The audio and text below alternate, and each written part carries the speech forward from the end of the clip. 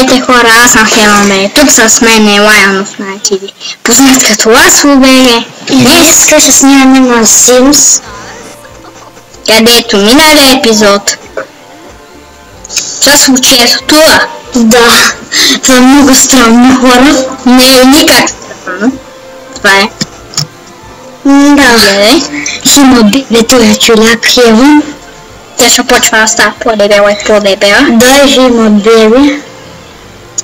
Кой ще момиче и момче, ще не се знае, хора. Почва на момчета.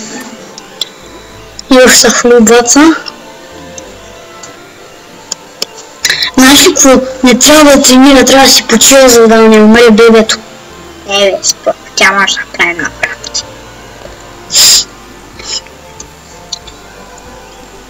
Много са хлубава нещо. Трябва да видя. Моя добре. Трябва да тая. И че е добре. Габри.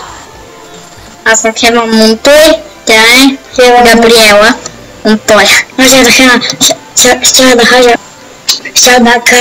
хора, ще да кажа такова Хевънка Монтойкова. Чак да кажа. Не, Кристина. Ако не е момиче, да знам как се казва. Самир.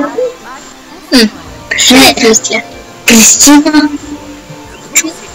Не знам.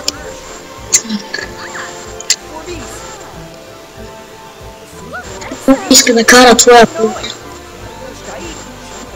Тя знае. На кафле е оптика.